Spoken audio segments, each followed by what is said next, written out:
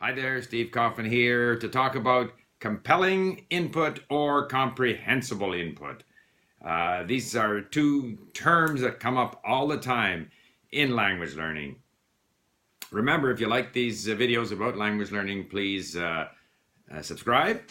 And if you like a particular video, don't hesitate to give it a like. It does help me in my rankings on YouTube. Okay, so compelling input, comprehensible input, CI, these are some of the sort of key buzzwords in language learning. And they're very important because, as I've said many times, interesting content, compelling content, where you're sort of interested in the subject matter, that drives our learning. And if it were possible to have sort of just an ideal gradual progression from sort of extremely easy material, yet interesting, gradually moving towards content that's longer and a little more difficult and yet interesting, suits our interests at our level. I mean, that's the ideal world. However, that is not a realistic expectation. It doesn't happen in real life. And there are a variety of reasons for this.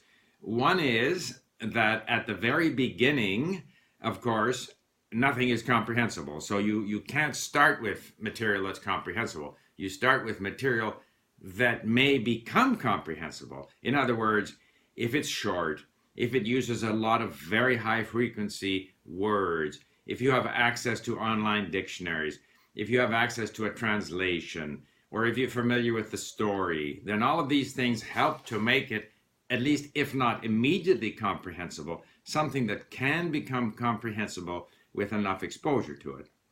So then you start from something that's not comprehensible and you gradually move towards material that is comprehensible and at the same time hopefully more interesting, because very often the beginner material isn't very comprehensible. Now, in my own experience here with Turkish, of course, the comprehensible, however not very compelling material or input that I used initially was our mini stories at Link. I have now used them in Greek, in Arabic, in Persian. I've dabbled with them in other languages. I know the stories, so they're not compelling. However, I am interested in learning Turkish, a new language. Therefore, I prefer for a long time to listen to material that's not compelling, but is potentially comprehensible, because there's so much repetition within each story. Words repeat and repeat and repeat. I start to get a sense of the language. So this material is not intrinsically compelling, but it is at least accessible in terms of comprehension. So at the other end of the spectrum, I now find that in my Turkish, I want to get to more material that is intrinsically compelling. And so I have been, because again, my interest in Turkish started with my wife watching Turkish dramas on Netflix. And so now I discovered that on Netflix website, if I use an app that one of my listeners here recommended called Learning Languages on Netflix or something like that, then I can see the subtitles in Turkish and in English. And so I try to follow along, and I can control the speed of these subtitles and the translation using the arrow keys on my keypad. However, it's still extremely difficult because the translation isn't perfect, and I feel that I would like to understand better what those words mean and so forth. So there is another app that someone recommended called Subadub, and that gives me the possibility to download the SRT file of all of the all of the subtitles as a transcript. And then the next thing I found was a website that will convert the SRT file to a text file. So I'm able to import all of the transcripts into Link. We haven't yet figured out a way to get the sound into Link as a lesson, but at least I have the text. So now I am going through this movie, Gönül, which I watch for 10-15 minutes on my computer, following with the subtitles. Then I go and study it on Link, get at some of the words and phrases, Then I go back to watching the movie. Then I go back to working at Link. And it really is wonderful. So this is compelling input, but it's not immediately comprehensible. And even when I go through it on my in Link, this is conversation flying back and forth. And of course, even if I know the words, the word order in Turkish is, to my mind, I'm not used to it yet. And so therefore, even looking up each word, I still can't make sense of the whole phrase. I find that Google Translate for Turkish does a very good job of doing that. So I'm getting a feel for Turkish word order, at least in these casual conversations.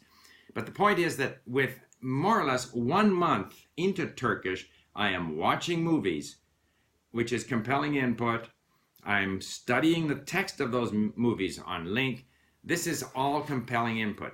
The difficulty with going in a very gradual way from comprehensible input to compelling input at what some of these language teaching experts refer to as N+1, sort of that next level of difficulty. It's simply not possible because of what I explained in an earlier video, and that is that word frequency drops off very, very rapidly. So the idea that you could always have just that next level of percentage of new words is kind of unrealistic. In fact, you will always be dealing with a lot of new words.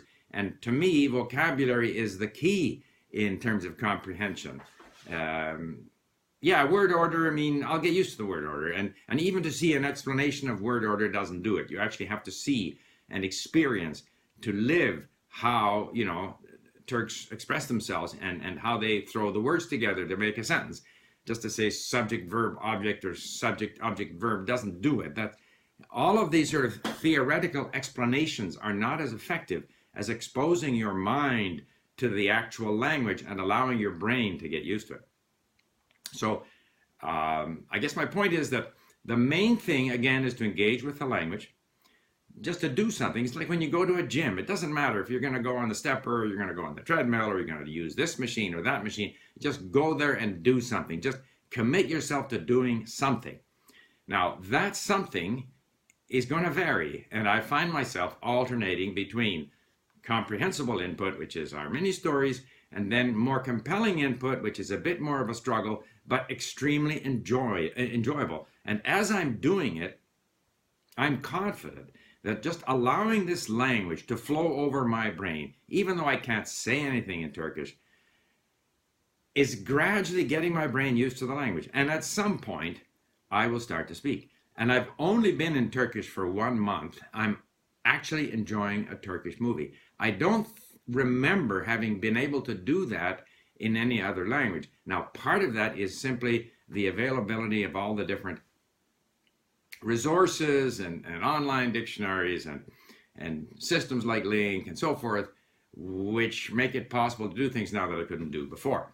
So I just wanted to talk a bit about this sort of comprehensible versus compelling input at an initial stage. Simple content with a lot of repetition, because I'm so motivated to try to get a handle on the language, is in a way compelling, even though it's not genuinely, authentically interesting.